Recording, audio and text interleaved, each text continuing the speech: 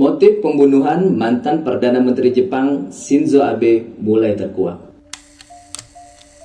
Dan gue juga penasaran sama yang terjadi di kasus ini. Kita sama-sama tahu kalau Shinzo Abe adalah orang politik dan dia adalah mantan Perdana Menteri Jepang, men. Orang politik udah pasti punya banyak musuh, nggak mungkin nggak. Dan di Jepang itu, tingkat kekerasan politik dan kejahatan senjata api jarang banget terjadi. Nggak kayak di Amerika Serikat, pemimpinnya sibuk ngurusin perang negara-negara lain, tapi warganya udah dar-der-dor sama tetangganya sendiri. Gak juga kayak di Indonesia, men. Politikus di sini berlomba-lomba, adu bacot, nyerang sana sini, ya, ngomporin lawan politiknya, ngomporin rakyatnya segala macam. Ujung-ujungnya minta maaf mah soal belakangan. Nah, di Jepang stabilitas politiknya cakep banget. Dan Jepang bisa kayak gini karena tingkat kecerdasan dan literasi warganya itu tinggi.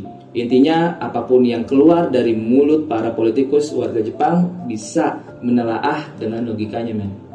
Jadi ketika ada orang politik nomor 1 di Jepang dibunuh dengan cara ditembak kayak gitu, wah itu menjadi berita yang booming langsung di Jepang. Oke, kita akan lanjut soal motif pembunuhan Shinzo Abe. Ketika muncul nih berita tentang Shinzo Abe ditembak, wah langsung deh di pikiran gue yang ada, gue ngawang-ngawang nih. Kira-kira siapa tuh orang yang nyuruh? Siapa sih dalang dibalik orang ini? Dan apa sih motifnya? Jujur, gue sempet mikir kayak gini. Gue malah pernah baca komentar orang lain. Kalau misalkan pembunuhan mantan Perdana Menteri Jepang ini ada kaitannya dengan Rusia. Wah, gokil. Gara-gara Jepang itu sekutunya Amerika, Jepang ikut ngasih sanksi ke Rusia dan ngirimin agennya yang bernomor 770 berencana membunuh Shinzo Abe. Cocok kalau liar aja nih, Bung. Lagian Shinzo Abe itu udah mantan Perdana Menteri. Jadi kalau misalkan kebijakan Jepang pada saat ini mengultimatum Rusia, yang salah tuh bukan Shinzo Abe-nya, melainkan dari Perdana Menteri Jepang yang menjabat saat ini. Kita balik lagi ke motif pembunuhan. Jadi sebenarnya apa motif orang ini sampai nekat ngebunuh mantan Perdana Menteri Jepang Shinzo Abe? Bareng gue Jovelani, kita akan ngebahasnya di video kali ini.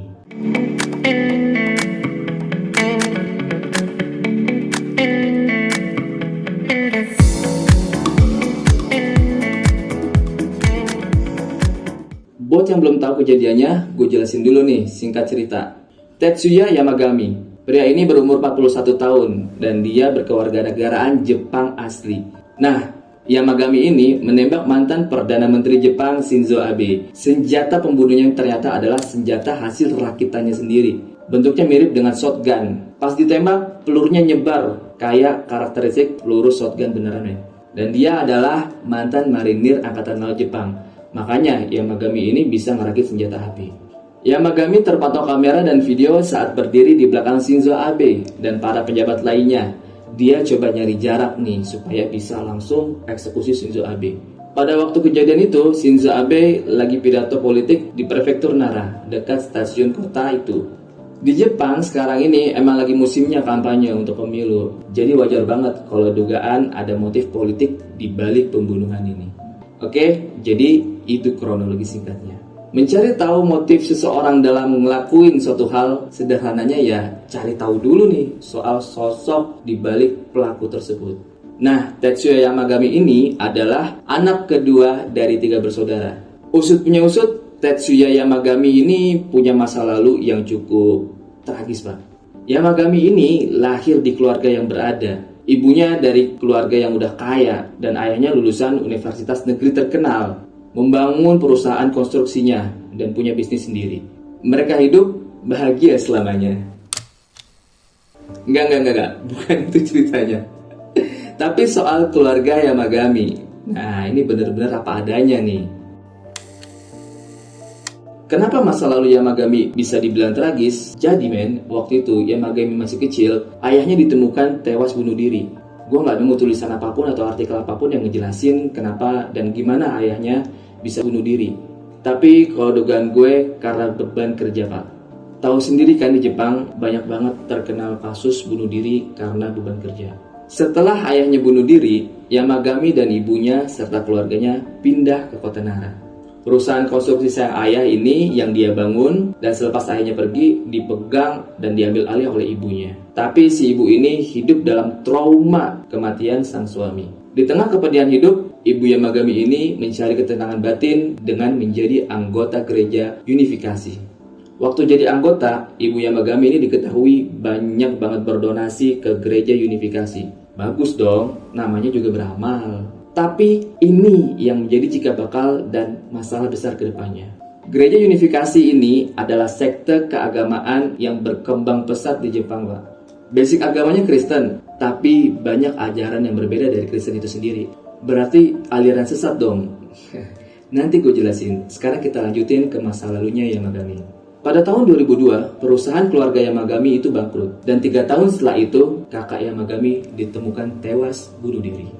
Banyak banget tulisan yang ngejelasin motif bunuh diri kakaknya. Dan dikaitin juga soal penyakit kronis yang udah lama dideritanya. Dan itu dari lahir, men.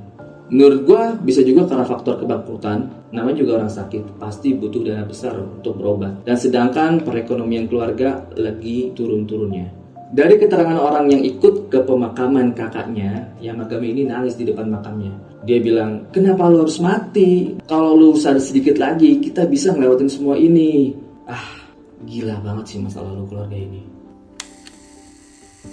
Menjawab pertanyaan sekte gereja unifikasi merupakan aliran sesat atau enggak? Kalau di Indonesia bisa gue pastiin bakal dianggap sesat. Tapi kalau di Jepang ya bisa iya, bisa enggak. Gini, sebelumnya lu harus tahu dulu bentuk keagamaan yang ada di negara Jepang, Pak. Dan mayoritas masyarakat Jepang menganut agama Shinto. Yang kedua adalah agama Buddha terbesar. Di Jepangnya, sisanya adalah agama-agama lain. Dan Shinto ini bukan merupakan agama yang umum, Pak. Shinto itu aliran kepercayaan yang timbul dari keyakinannya masing-masing pikiran orang. Prakteknya kalian bakal bisa lihat gimana warga Jepang banyak nikah di gereja. Tapi pas meninggal, dia dibakar pakai cara agama Buddha. Natal ngerayain, berdoa di kuil tapi tetap dijalanin. Intinya Shinto ini ngelihat agama dari sisi kedamaian. Nggak peduli itu mau ritualnya kayak gimana dan kayak apa. Dan akibat kepercayaan Shinto ini di Jepang banyak banget tumbuh subur sekte-sekte keagamaan yang baru. Bahkan agama yang dimanipulasi. Serem banget gak sih? Di Jepang ini lu bisa jadi ngaku nabi, Pak. Lu bisa bikin ritual sendiri ya. Nyuciin keanggotaan orang-orang yang itu jemaahnya dengan cara mandi bareng sama nabi.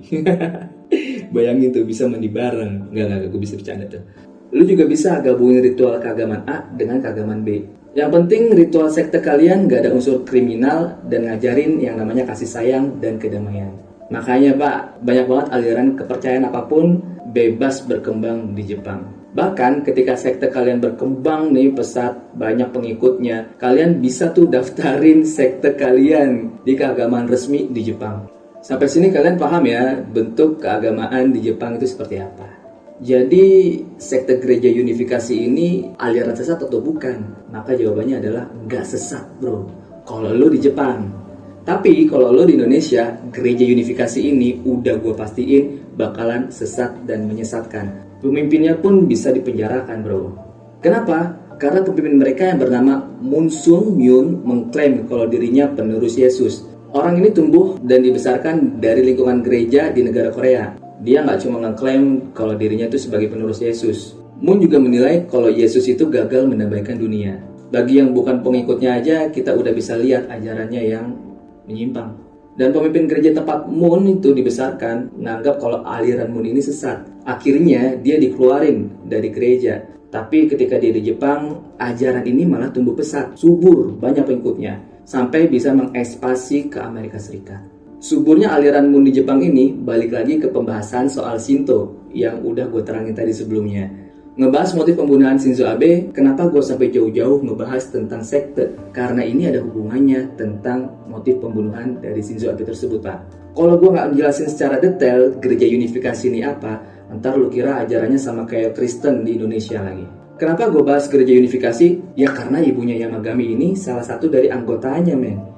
Tetsuya Yamagami ini berpikir perusahaan konstruksi almarhum ayahnya yang dikelola ibunya bisa bangkrut gara-gara sekte ini.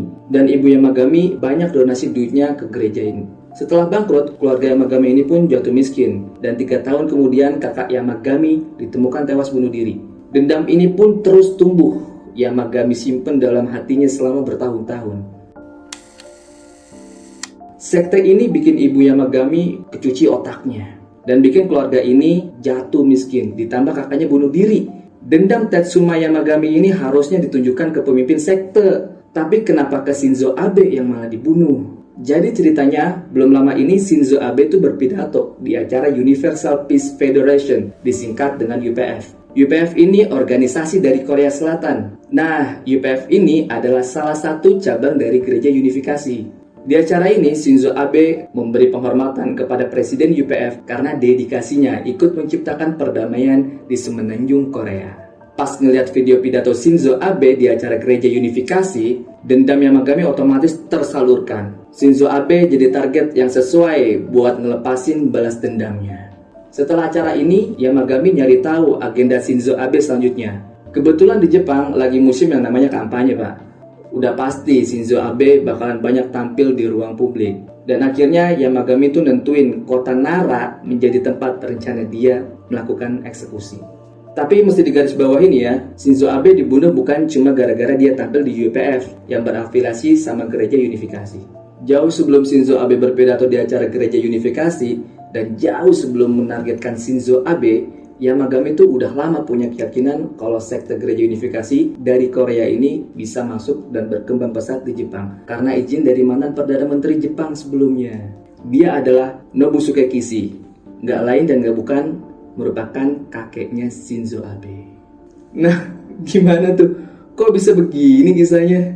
Gila sih, kasus pembunuhan ini tuh plot twist banget. Dan jauh banget dari orang-orang pikir yang awal mula dikira motifnya itu politik. Nggak taunya motifnya adalah balas dendam. Kisah pembunuhan orang politik yang menyeret sekte keagamaan hingga kisahnya ngebentuk lingkaran setan tragis banget, Pak. Sumpah. Oke lah, mungkin cukup sekian penjelasan dari gua. Like kalau lo suka sama video ini dan subscribe buat yang belum subscribe. Sampai jumpa di video berikutnya.